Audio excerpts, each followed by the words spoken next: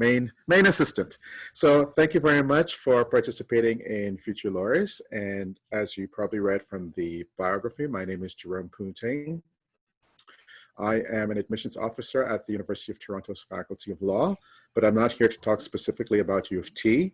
I'm here to talk about getting into law schools in general, and I will sprinkle a little bit of information on U of T because I understand most of you are from the GTA and we're a local law school, so I'll sprinkle a little bit of U of T information for you, but this is supposed to be general for any basic law school, at least in Canada. Okay, I know there were some folks from overseas, so we're talking Canadian law school in general. So welcome, welcome, welcome. Thank you. I will ask that you hold off for all questions at the end. We will have a question and answer period. So I'll try to do everything I need to say in about 20-25 minutes, which gives you a full 30-35 minutes just for pure questions. So I hope you have them loaded up. Just let me get a sense of, can everybody just, if you are, I just want to figure out who's in which grades. Is there anybody in grade 12 who's finishing up right now? Can you do a raise hand on the Zoom? Do you see the feature to raise hand? Is it there, or is there a yes? Sorry, is there a yes button or a raise hand? So I have only one grade 12? Jocelyn, 2? Okay. I see 3, okay. And anybody grade 11? If you could unraise hands, clear all. Let me clear all. Oh, okay. 4 11s, any 10s? Grade 10s? Let's do a clear all, sorry, grade 10s. Okay, so we have a mix of everybody that's more or less senior. Okay, so let's keep going. I will be doing a presentation, so I will share my screen right now. Can everybody see it, I presume? Somebody say yes, you can see it? Yes. Perfect, thank you very much. Okay, let me minimize this screen. Oops. And then we're ready to go. Okay, so as I said, we're going to take a first look at getting into law school, not specific to the University of Toronto, but law school in general. And like I said, I am Jerome, the Senior Recruitment, Admissions, and Diversity Outreach Officer, which is a fairly long title. The part that really pertains to this event today is the admission side. I'm actually on the team that receives the data from applicants, gets the data ready for the selection committee. I sit on the selection committee. We make decisions, and then they hand the decisions back to folks like myself in admissions, and we do the fun stuff of giving people the outcome of their decisions and then getting them ready for coming into first year. So I'm very much connected with the entire process from pre-application, application, to the decision making, and after the decisions are made. So the great thing is you have somebody that actually is part of the decision makers giving you information today. So you really can't get any better than this. Okay, so let's start. Shall we? Come on, slideshow. Okay, I may have to do something slightly different. Hold on. I will stop for now. I think I know why that happened. I have to do it the old-fashioned way. Start it from actually PowerPoint and then run it.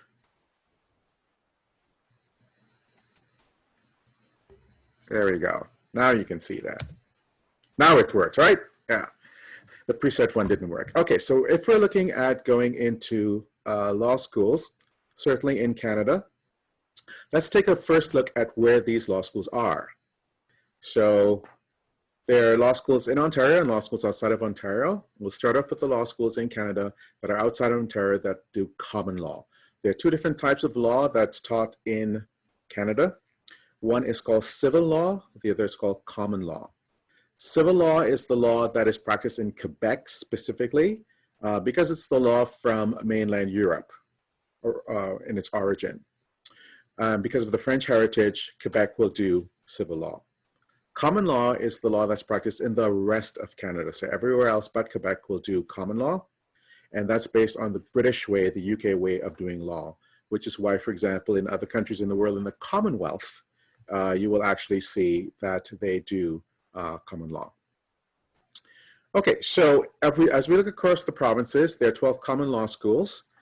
from BC, Alberta, Saskatchewan, Manitoba, Quebec, New Brunswick, Nova Scotia, none in Newfoundland and Labrador, and none in PEI, and none in the territories themselves of Canada. So please note, for 2 of those particular schools that do common law, they offer it entirely in French. And when we get to Ontario, we'll talk about an option that's available in both English and in French if you're bilingual or francophone. So please note, you are welcome to attend any of these law schools outside of Ontario. The law degree that you get for the common law schools is portable to the other provinces. So if you're from Toronto, you don't have to study in Toronto in order to practice in Canada. You can get your degree from Alberta or from New Brunswick and then come back to Ontario and practice. That's perfectly fine. Let's take a look at the options in Ontario. So there were 12 options outside of Ontario, but within Ontario, there are now 8. The newest one starts this year on Tuesday. So going from west to east in the province, we will see in the western part of Ontario, Lakehead University, which is in Thunder Bay, which is a short flight north. University of Windsor in Windsor, which is to the west, just across the border from the US in Detroit. And University of Western, or Western University, University of Western Ontario in London, Ontario. That's about a 3-hour drive west of Toronto. In central Ontario, we've got the 3 GTA law schools. Ryerson is the newest one that's opening this year on Tuesday. University of Toronto, which is the oldest law school in the province since the 1800s, and the law school of York University, which does not go by the name of York University. It has its own name called Osgoode Law School. But please note, don't confuse that with the Osgoode subway station downtown. That's not where that law school is. That's where the folks who actually license lawyers called Osgoode Hall, or the Law Society of Ontario, that's where they exist. They used to run the law program and it moved to York, but Osgoode, as the place that runs the licensing, still exists at the Osgoode subway station downtown, which is not where York University is. And then to the east of Ontario, we have Queen's University in Kingston, Ontario, about a 3-hour drive east of Toronto. And then in the nation's capital of Ottawa, University of Ottawa, their law school. And that's the law school in Ontario that does a program in both English and in French. So you have the option of doing classes in one or the 2 languages, or actually mixing and matching your courses in both languages. Okay, let's take a quick look at some myths that folks really get confused over or aren't certain about when it comes to getting into any law school. So at least for the Canadian law schools, people believe that before you get into law school, you have to have your mind decided on which practice area of law or which practice areas of law you want to go into, and that's completely not true. In fact, the path to becoming a lawyer obviously involves going through law school before you get out into the real world. And if you have no idea which area of law from the many areas of law, the main areas listed there that you want to get into, that's perfectly fine. If you already have a sense of which area of law you want to get into, that's perfectly fine too. But there is no obligations as far as the admissions folks are concerned on you having your life decided before you even apply. In fact, the application forms don't even ask you what type of lawyer you want to be because it's not relevant at the point of application. How could you know what type of law you want to go into when you haven't even seen all the different branches that are available? So it's a little bit unreasonable to ask you to have your mind made up before you even apply when you don't even know fully what all the areas are. In the last session, we just talked about some international law, and we talked about intellectual property law, then we talked about competition law, all those things you probably haven't heard of before. So how could you decide at the point of application when you have no concept of it? So we don't want you to have a concept of it, have no idea, that's perfectly fine. We don't ask you in the form. Just know that when you get into law school, come in with an open mind and you'll discover the areas that you find interesting and the path will find you naturally. So coming into law school does make a difference. We don't care. Doesn't make a difference at all. You're perfectly fine not knowing. Okay, myth number 2. It's best to study a pre-law program if you want to get into law school. So every so often you may see some universities, not so much in Canada, but really heavily in the US, talk about, oh, to get into law school, you have to do a pre-law program. To get into med school, you have to do a pre-med program. So what is this pre-law program? What is this thing all about? Does it even exist? Well, quite frankly, no. Pre-law doesn't really exist as an entity because every program you could do at university technically is a pre-law program. The reason being is that law schools, if you check their actual requirements for getting in, None of them specify any particular degree you have to take. None of them specify any particular subject area you must take. None of them specify any particular individual courses you must take. So in fact, law school makes it exceedingly easy for you academically to get to law school. I think of all the professional programs you can get into later on, law school is the one that puts the least restrictions on you. So basically, law school says, go to whichever university makes you happy, and when you're there, study whichever academic program makes you happy. That's perfectly fine for us. We put no restrictions on you. So then why would you put a restriction on yourself if the law schools don't put a restriction on you? That makes no sense. So when you get to university, there is nothing called pre-law. It doesn't really exist. So for the universities that say, hey, there's a pre-law program, they're just trying to package some courses into something called pre-law that maybe make it easier for you to pick it, but it's not necessary and it's not required, and it makes no difference at the admission stage. So if you're in a program that's called pre-law, makes no difference to us, we don't care.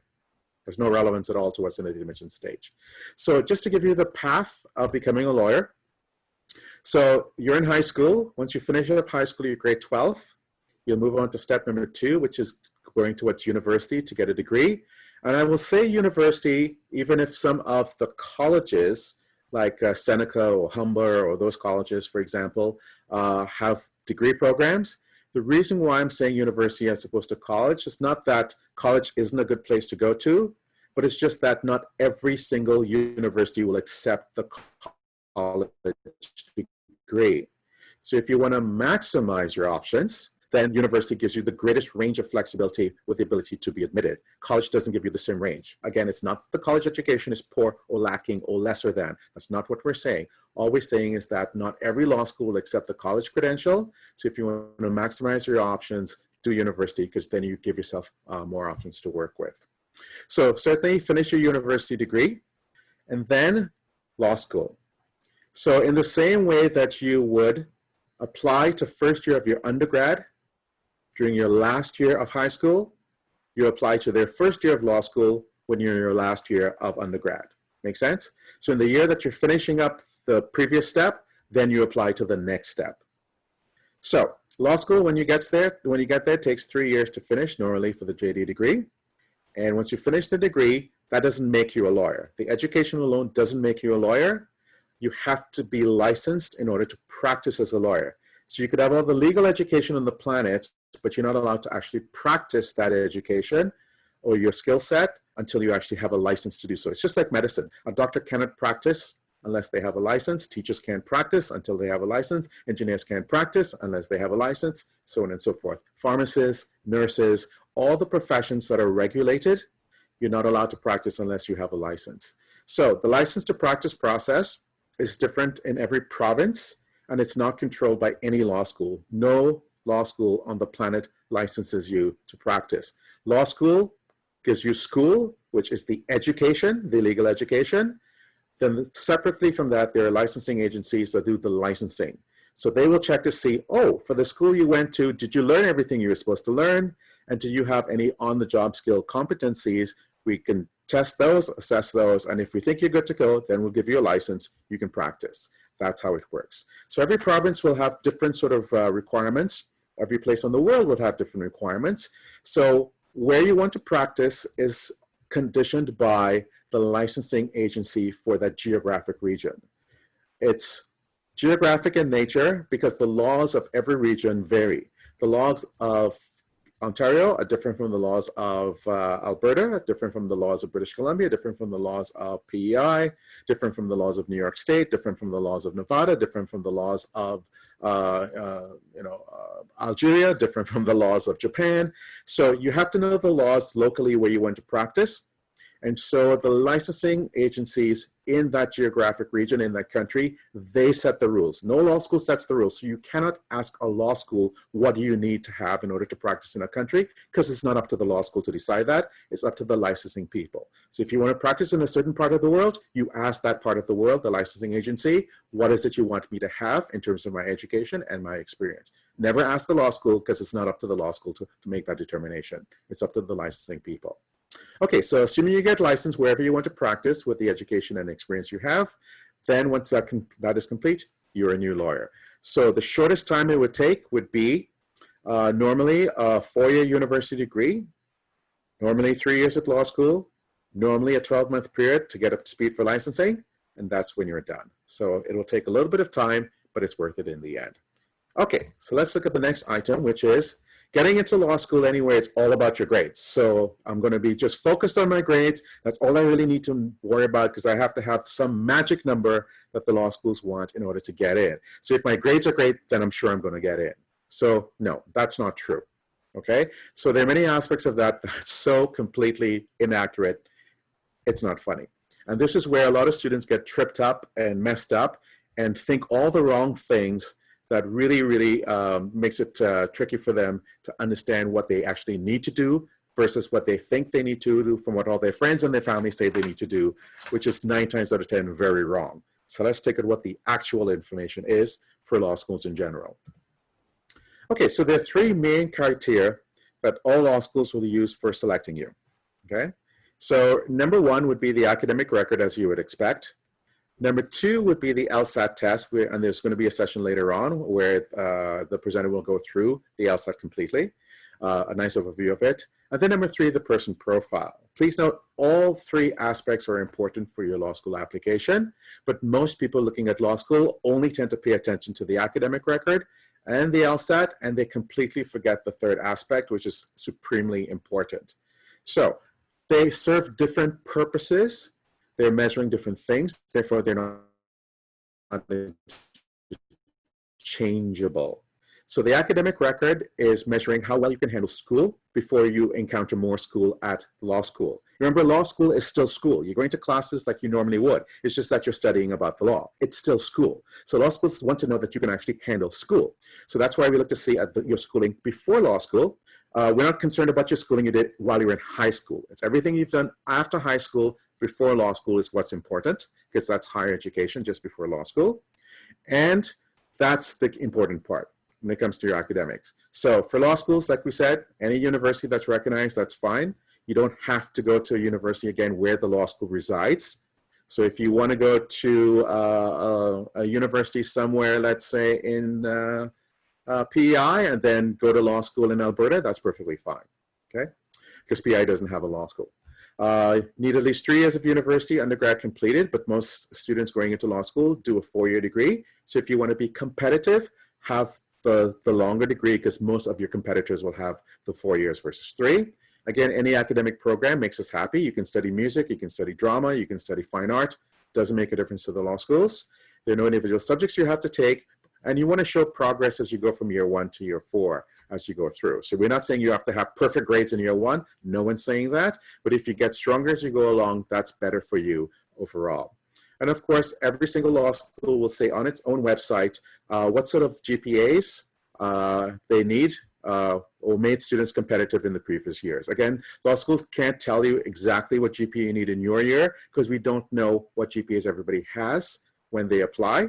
We have to see who are the strongest applicants from among the pool. So that's why we can tell you what happened in previous years. We can't tell you point blank ahead of time what's going to happen in your particular year, because it depends on who else applies that year. The LSAT, I'm not going to spend a lot of time in the LSAT because it's an entire LSAT session later on. So just note, please, that the LSAT is important. Just want to check, you want to check with each of the law schools how late of an LSAT is acceptable for the year that you want to start at that law school. Don't assume it's all the same. And there are 3 ways that you can prep.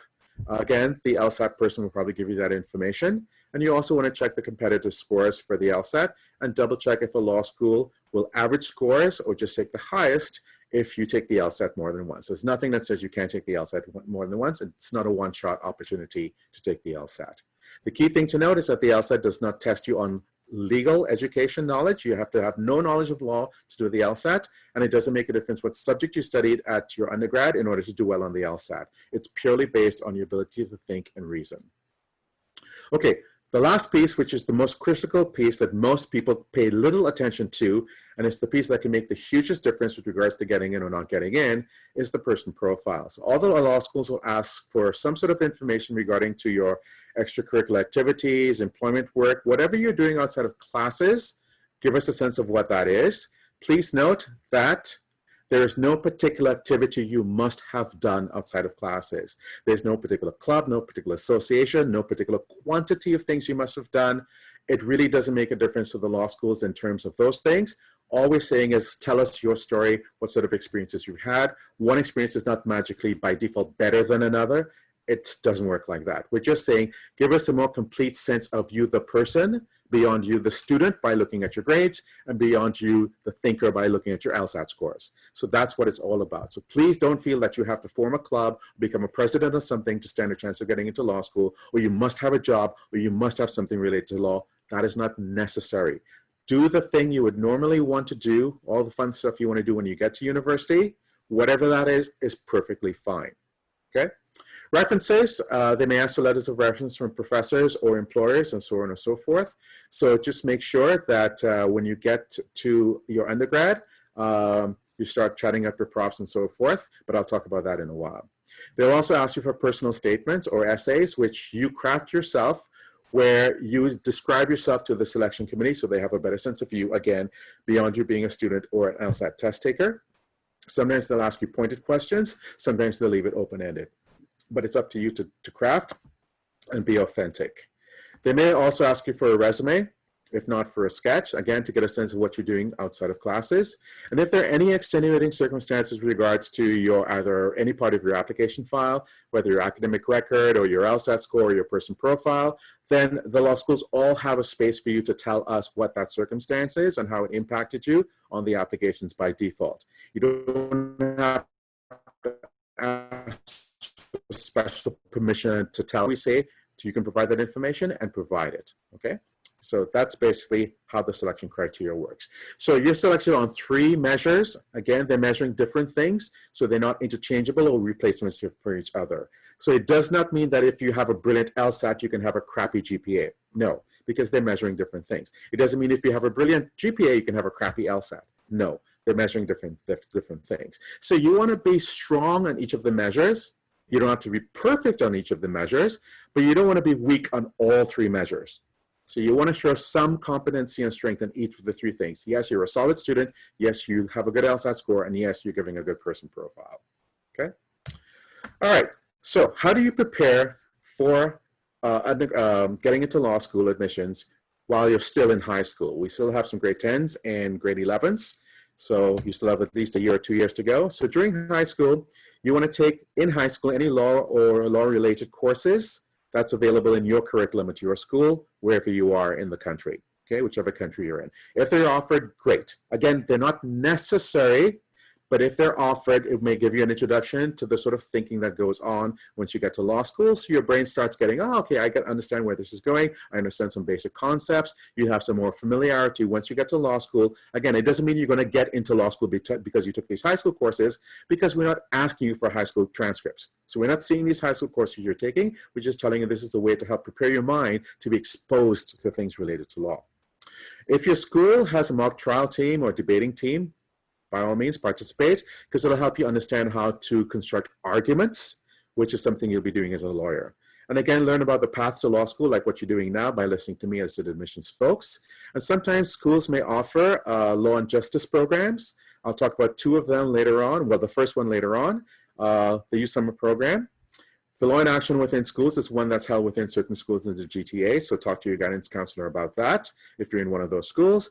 And province-wide for Ontario, there's something called the Ontario Justice Education Network, where they actually run law-related programming like mock trials and so on, tours of law firms and courthouses and those things as part of their regular programming. So again, contact your guidance office to see if your school is involved in any of those activities. For options available through the University of Toronto directly, let's talk about this particular program, which is the Youth Summer Program. So this is basically law school camp.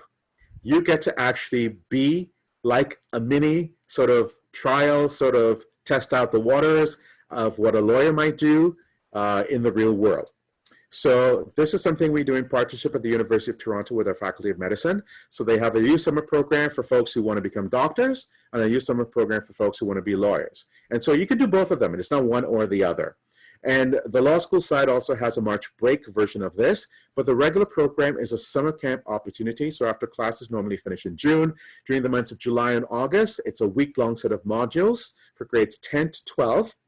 And you can see the topic areas are there. So you'd actually normally come to the law school, spend a week at the law school. This year it was on Zoom, online, actually, so that's fine. But not on Zoom, sorry, a different online program, but it was online because of COVID. But normally you come to the law school and spend a week doing a criminal law or law and politics or international law, corporate law, or trial advocacy. You can see the fun things you can do. So the picture shown there is at the law school in one of our rooms in the law school.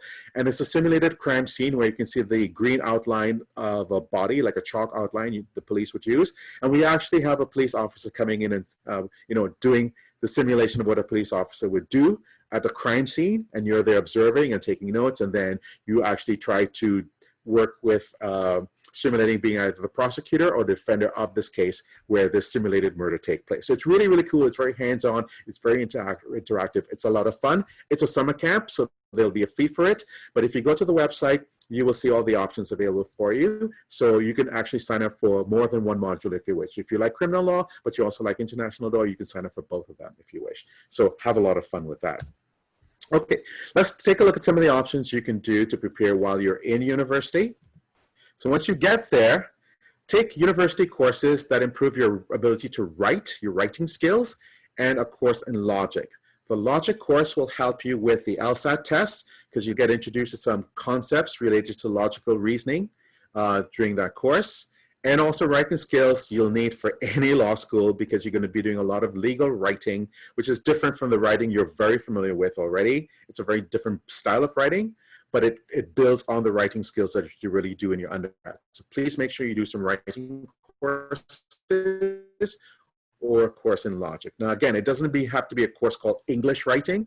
There'll be regular courses in different subject areas, no matter what sort of program area you're in, that involves some writing. So even if you're doing math or if you're doing science, there will be courses that involve writing. You can take the science writing type courses. It doesn't have to be something called an English writing course. Okay, so just make sure there's a writing component to some of the courses you're doing so you get the writing skills.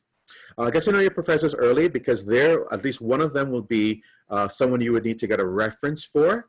So again, references should be from people who can attest to you more than saying that you just attended classes and did well in their courses.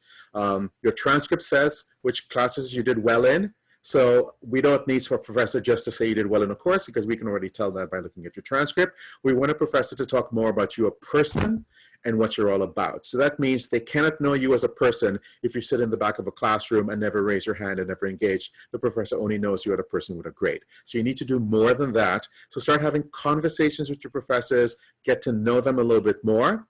When you get to your undergrad in your first year, there will be academic advisors. Professors will have office hours. So please consult your academic advisors and your career centers when you get to your undergrad to ask about how to develop the relationships with your professors so that they can write good references for you. Also, like you would in high school, if it's possible in your high school, join a debating or a mooting competition. Again, a moot simulates what goes on in a court of appeal, where you have a pro side and a con side, and it helps to understand how arguments work and how to put forward a position. So that's what is really helpful for you. Again, if it exists. If it doesn't exist, that's fine. You don't have to have any of these things. These are just beneficial things to help you along.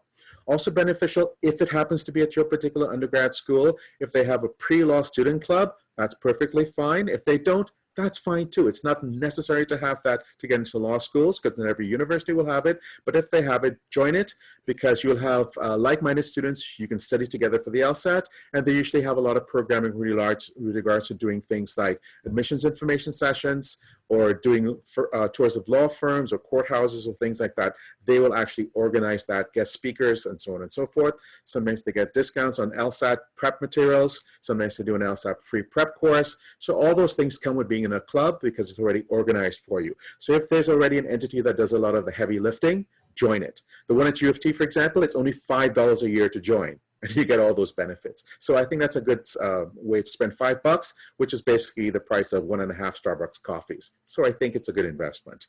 And again, like everything else, just don't be idle and wait until you get close to applying to law school.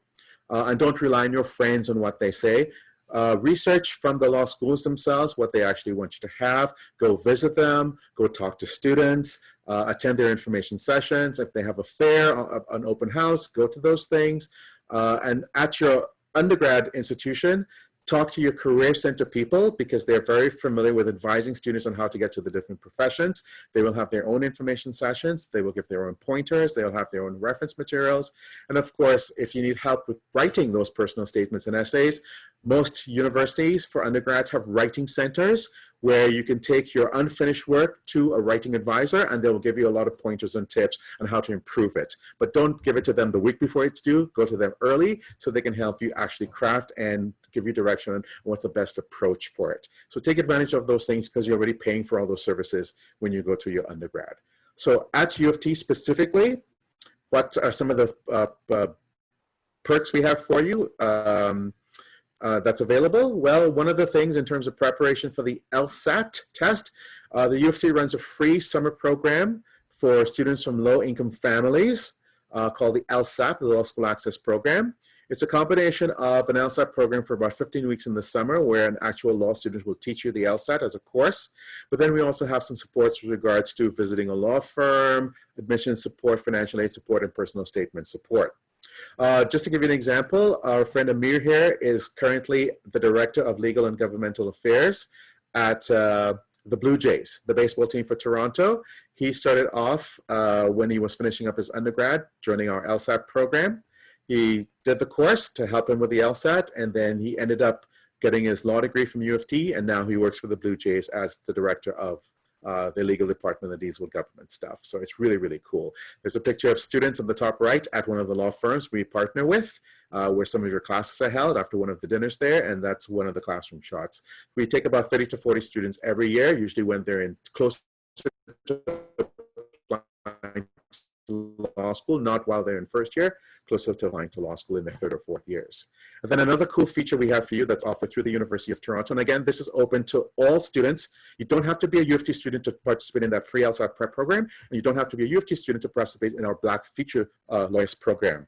So this is a program we created to support Black students who want to go to law school. Again, not go to U of T specifically, but to go to any law school, and you don't have to be a U of T student to participate in this. We launched it last December. And it features main elements that benefit anybody who's Black identified who wants to get some support to get to some law school. Mentoring and job shadowing. So we partner with lawyers in the profession to actually do things like site visits and actually one-on-one mentoring with you for a term or 2 terms while you're an undergrad student. Get you to participate in legal lectures, law professor lectures and workshops from actual lawyers talking about what they do in their jobs, new legal thinking, new approaches going on in the profession, what's going on out there, some key considerations. We have a conference every year towards the end of February, early March, where we bring together students who are the student members of Black Future Lawyers. And we have a full day of programming on so many things, including meeting lawyers, getting information about the law school, meeting law students, so on and so forth. And then finally, support from myself and other people at the law school on getting into law school and how you finance that. So again, you can join once you're in your first year of undergrad, no matter which undergrad you go to. That's perfectly fine. And we will help giving you the supports. A lot of these things you can do online, so you don't, again, have to come to Toronto or be part of the GTA or part of University of Toronto to support. We want to support all Black students everywhere. So please, if you qualify, just sign up for it. Just go to the website, become a member, and we'll add you to everything, okay? All right, so that's the quick summary. I'm going to open the floor to questions. So I'm going to do the stop share so we can all see each other, and then I can help answer your questions. So I'm back, you're back. I hope that was helpful, a nice overview. And then just let me know your questions. Whenever you're ready, I'm ready. So who wants to go first?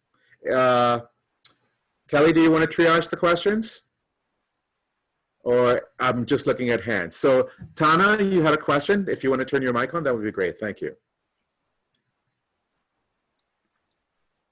Yeah, so you guys can decide to either turn on your mics and talk to Jerome using your mics, or you guys can also chat through the Zoom chat. Yeah, I'll pull up the chat so I can see the questions too. Okay. Okay, so at one point of your presentation, you had mentioned like mentoring and like getting involved with mentoring in our undergrad years. So like, could you explain what mentoring is and then like how to involve ourselves with that? Well, yeah, so for a mentor means that's a senior person with the experience who will sort of be your coach, your your sort of personal coach. So sometimes for mentoring, we may have a law student who will be your mentor that'll say, okay, I can give you some inside information on what it's like to be a law student, so you're a little bit more prepared for the experience before you get there. A lawyer mentor would say, okay, I can give you some inside information on what it's like to be in the profession. So let's say you have an interest in, you're interested probably in that intellectual property law, as we heard before. Then if Karine, for example, was your mentor, she would say, okay, so if you're thinking about this, here are some of the things you would be working on. Here's some of the considerations. Here's what sort of person would be a good person to be in this. Here's some of the characteristics. Here's what the days are like, those sort of things. For example, if you're interested in criminal law, some things will be really important to know, such as if you're in criminal law, you're either working for the Crown, which is the prosecutor, or you're working in defense. Those are really the only two options. And if you're working for the defense, it's a really tough position to be in emotionally for a person, because sometimes you have to defend somebody who committed murder. And even if you know the evidence that, yeah, they did it, you still have to defend them. So that could put you in an ethical bind. So having someone in the profession that puts you in a place of understanding those sort of things that you may have to encounter before you encounter it could be very helpful. So that's what mentorship is all about. Sort of like a coach, guru, guide person. Yeah. Helpful? Yes, great. More questions. Any hands? Oh, dual degrees. Here we go. Sorry. What are some, oh, Jalen. Sorry, I get my names right. What are some good examples of extracurricular activities that can help you prepare for law school? I could use grade 12 student. Okay, so again, there's nothing good or bad that you can do in extracurriculars. There's no bad extracurriculars or better extracurriculars. Everything you do is whatever you choose to do. Law schools aren't qualifying in a, this is superior, this is inferior. It's just saying, so everybody's going to be interested about different things. We've had students that said, oh yeah, I'm interested in Harry Potter, so I played Quidditch. We did a Quidditch club. Okay, it has nothing to do with law, but that's not the point. The point is whatever makes you happy as a person, whatever you find your passion or interest in, again, it could be something that seems as frivolous to other people as Quidditch, but that's something you enjoy, fine, go for it. So whatever makes you happy makes us happy.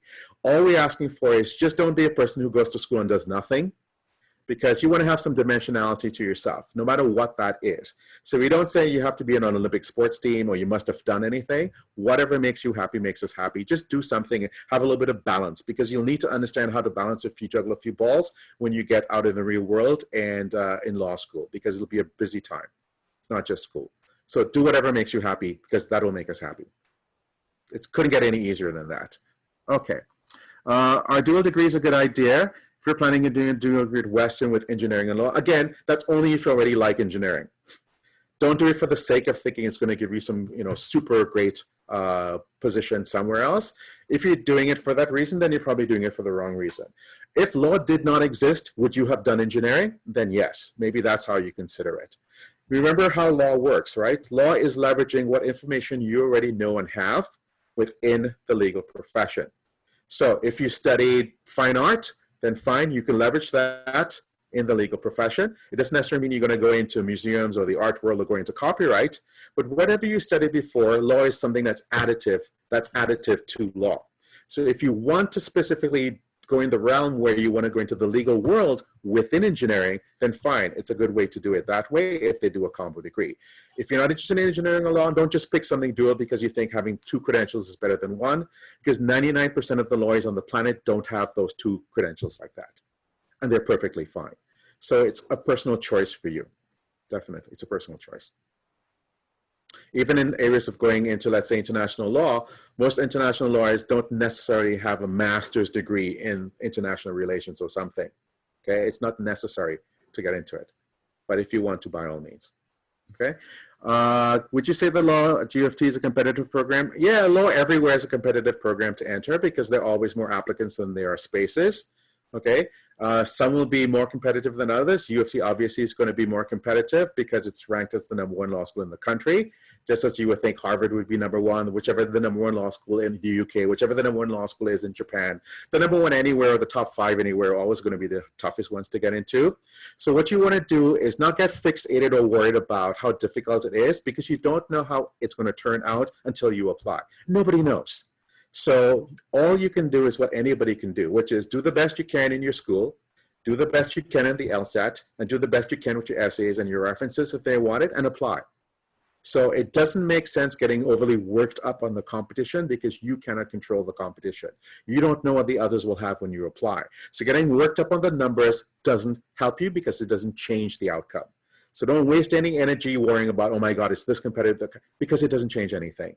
Just focus on yourself and look forward on what you're able to do. Otherwise, you're wasting time. Okay, so just focus on what you're able to and see how it turns out. Okay, when applying to law school, is it similar to undergrad in the sense you choose programs, or is it different? No. Law school will just ask you if you want to be a lawyer or not. Like I said, we don't even ask you what type of lawyer you want to become. Once you get in, you don't even have to decide until after your first year.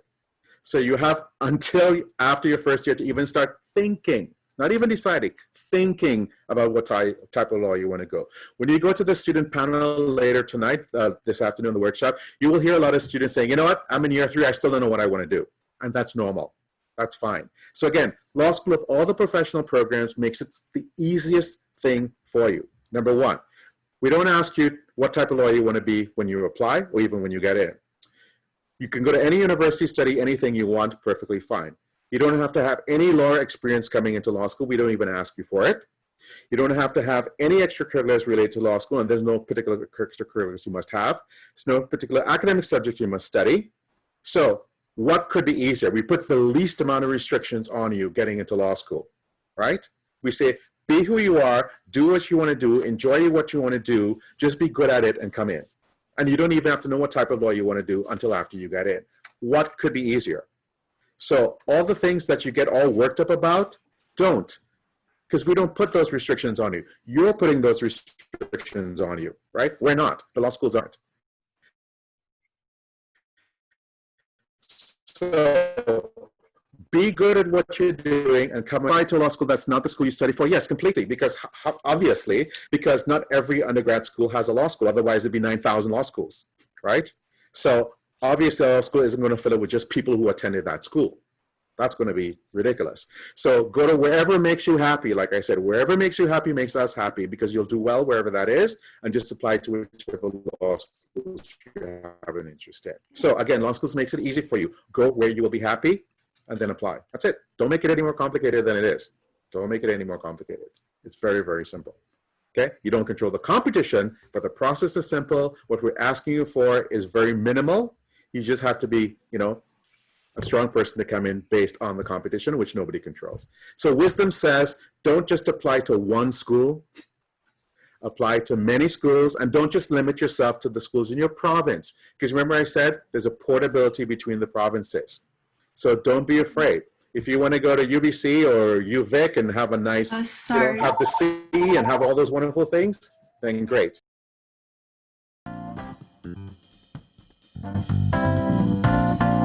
Thank you.